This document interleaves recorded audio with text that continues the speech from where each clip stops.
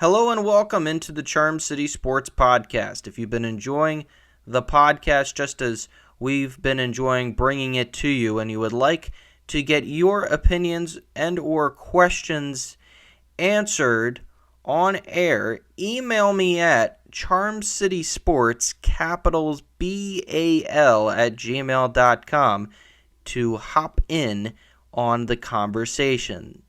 That's Charm City Sports Podcast, capitals BAL at gmail.com. Now, on to the conversation. When the game is close and the O's are hot, there's a thundering roar from 34 to give it all they got. And you never know who's gonna hear the call. Every game has a different start. That's the magic of Orioles baseball. Orioles magic, feel it happen. Orioles magic, feel it happen. O-R-I-O-L-E-S. Magic. What's going on, ladies and gentlemen? Welcome into another episode of the Charm City Sports Podcast. I'm your host, Jay Hollihan, back here on this Monday afternoon, discussing the Baltimore Orioles taking 2 out of 3 over the weekend from the Arizona Diamondbacks. Now, when they left the nation's capital, you had that kind of strange feeling like, okay, this wasn't really the series I was expecting at all. They were lucky to split. They were lucky they didn't get swept. And fortunately, against Arizona, they didn't have a letdown. They, as a matter of fact, their pitching for the most part was really on, and they got timely hits. So let's get into that right now. Now this is game one was on Apple TV. They go out and Cole Irvin, did a tremendous job pitching. Really was an impressive outing from him, to say the least. I've been impressed with him to start the season. He's been showing that he deserves to be a part of this team for this season and certainly not move him or, whatever have you. Like last year was a real struggle, and I was, wondering if he might not be back this season. And I know I had my doubts as to how he'd do, and he's done a great job.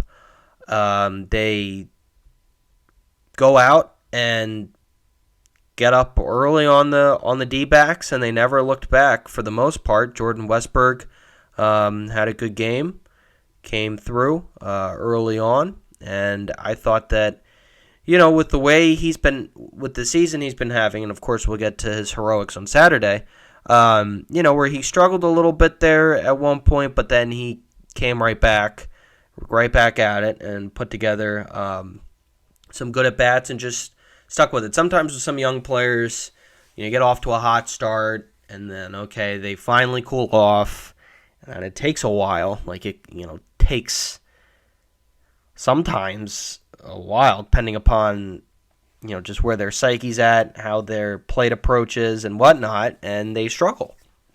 Fortunately for Jordan Westburg, that hasn't been the case right now. He's been coming through. Craig Kimbrell, also another guy that came through. He pitched a scoreless frame in the 7th, which is good. And we'll get to Brandon Hyde's conversation about him post-game. It was a talking point, to say the least, recently, which I knew it was going to be. Just where Craig Kimbrell, the fact that he was the lone addition that they made, they gave him, I'm going to keep harping on it, they gave him, unfortunately, the job of taking over for Felix Bautista, your possible American League Cy Young finalist last year, and with an aging closer who, is in a Hall of Fame trajectory, coming off of struggling into his season last year, in which he was nationally embarrassed in the NLCS, and that's your lone signing. I knew it was going to be a talking point because I figured he'd struggle. And he struggled so much to the point to where they've kind of taken him out of the closer's role. until he earns it back. But in the home half of that seventh inning, Gunnar Henderson came through with an RBI double to put the O's up 4-2. Now, this was an interesting conversation post-game, and you can hear it. This is discussions about him being in the American League MVP conversation. Yeah, I'm very blessed to be considered for that, I guess, right now, but it's still a long season, and just trying to take it day by day and continue to put good at-bats together and win games. So I get it. I mean, it's your, he's had such a solid season, thus far. He was hitting .272. He, has been having all these leadoff homers, and he's been, obviously he's been having a great second season. Now, my thing is, it's a little too early to be asking a guy on Friday, May the 10th, about the American League MVP when it's just his second season. I mean, come on. Like, that's a little, right? Like, that's, if you're going to do that, that'd be like going up to, a starting pitcher right now and asking him about whether or not how he feels about him being in Cy Young consideration. Like, really? I mean, it's too early in the season. It's not the time to be doing that, and I don't agree with it at all, in my opinion. It's just, I feel like, look, obviously that's a great individual award to have at the end of the year, and he's honored, as you heard him say. He went about it the right way answering it, but, I mean, come on. It's like, you're kind of fishing for something there, in my opinion. But that was Friday, and this was Brandon Hyde talking about Craig Kimbrell coming in the seventh inning. It's just trying to give him a little bit different situation and, trying to match up the best we possibly can, but I just wanted to give him a little bit of a different look, and I thought he threw the ball really, really well, so really happy with pitching a big inning there for us in the seventh inning. Well, I mean, you're pitching in a 3-2 game in the seventh. It's not. There's still a lot of pressure and high leverage situation. So, yeah, I just want to get him going. Honestly, I just want him to get confident, and I know he's had kind of a rough week, and just wanted to kind of change his look a little bit, and this guy's done a lot of really cool things for a long time, and just trying to get him some confidence. All right, so there's his answer on that. So that's we'll evaluate that as we continue to move forward here. So Saturday, Jordan Westburg comes through. Extra innings. He does his thing. Swinging the bat well. Coming through in big areas. And especially, the offenses. I mean, John Means only goes 4 2/3. Didn't have his best stuff, but fortunately, again, they were able to get the win. And against a team like the Diamondbacks, they won the pennant last year. They're still looked as to be a contending team for the pennant, even though they're off to kind of a 500, a little below 500 start to throughout the first month and like a week. But the Orioles, though, they get the series win. Like I said, after the rough series they had against the Nationals for 2 days, and you weren't too sure how to feel about it, but they come in and, they get it done. Now, Cedric Mullins was taken out of the lineup Saturday. He's really been struggling. He's got a .192 batting average so far this season. It has not been the start that we are accustomed to. He's had some solid games, but really nothing true tremendous. Now, the Orioles did just make a move where they've called up Kyle Stowers. They sent down Heston Kjerstad.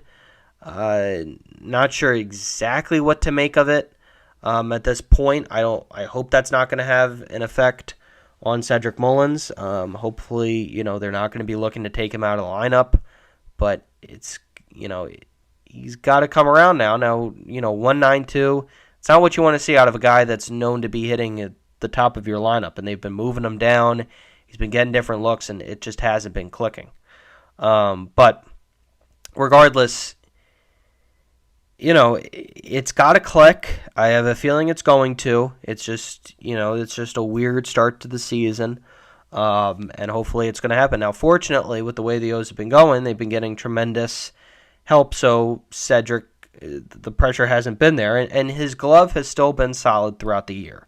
It's just a matter of his offensive game really getting down. But I wanted to play Brandon Hyde's clip here on Jordan Westburg coming through. He's just getting better and better. I mean, him and Gunnar, it's a special player. I mean, this guy's going to be really good. And, it's his first full year in the big leagues, and he's just doing a little bit of everything. How much better he's got defensively at third base, second base, the bats he takes, never takes a pitch off ever. It just battles every single pitch at the plate, and can cover and hit the ball to all fields hard. So I'm really impressed with him so far this year. So a young guy like Jordan Westburg is really, really cool to see the beginning of the year he's been having. I wasn't really a guy that I was pinpointing to have the start of the season and carry the offense there a little bit. Him and Colton Cowser there throughout the first couple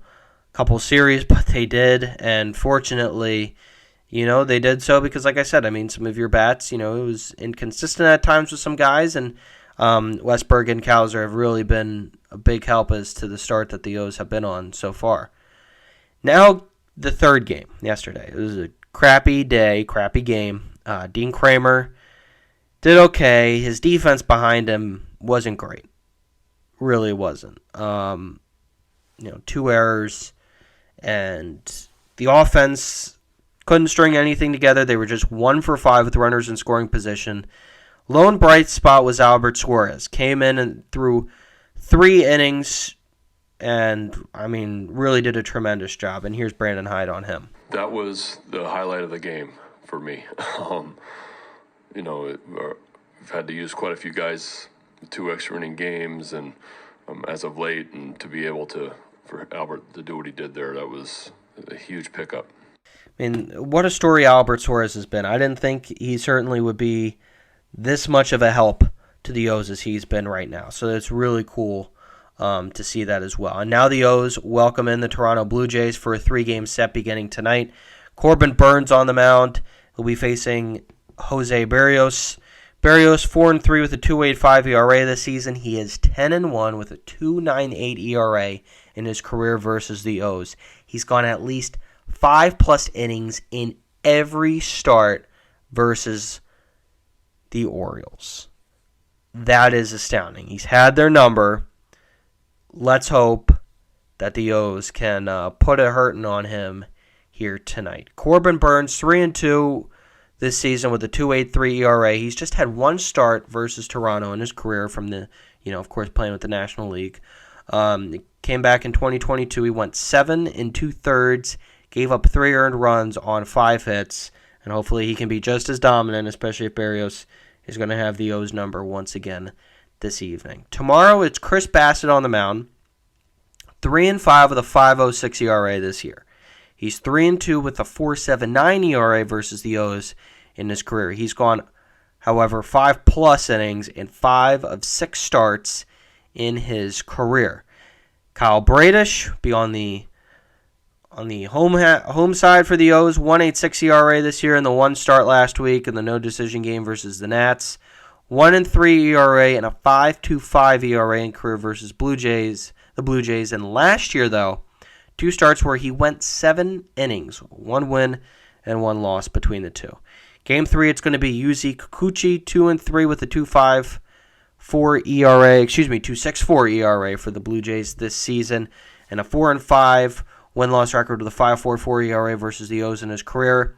Cole Irvin, 4-1 with a 2.90 ERA this season, 2-1 with a 3.92 ERA versus the Blue Jays in his career. So, with that being said, the Blue Jays it's a completely different Blue Jays team that we have seen in the last 4 years coming to Baltimore.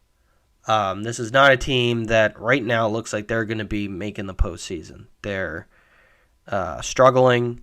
They still have that veteran team, that core there that, you can never count them out, but it's been a weird season to say the least for the Jays. I mean, it's just one of those things where you thought they'd be a much better, more competitive team.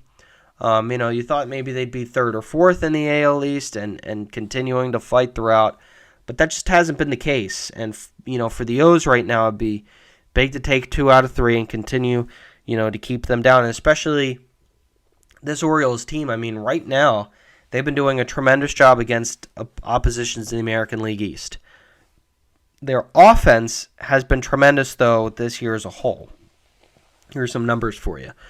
In the American League, they're 4th best in batting average, and they're 1st in homers this year. And you just heard the ERAs that I sprung out, and guys who have had, wishy-washy starts versus the O's. Makes you feel like, okay, maybe they can go out and really put something together. The Blue Jays offense, they're 11th in batting average this season. They are the 3rd lowest in the American League in strikeouts, so they got that going for them. But the O's, on the other hand, with the way that they play, they're going to make it very tough on this Blue Jays pitching and their hitting, especially if they can get the consistent pitching that they need to go out and take the series, which hopefully they'll be able to take 2 out of 3 from the Blue Jays. So it's going to be a competitive series. We're not going to be expecting the Blue Jays to just lay down, but hopefully, again, this is going to be a series in which the O's go out and win. So we'll be back talking throughout the week on anything coming up and some exciting games, but it's hopefully going to be one where we feel really good about this O's team at the end of it, just like we have throughout the majority of their series thus far. So thanks everyone for tuning in, and as always, I'll talk to you next time.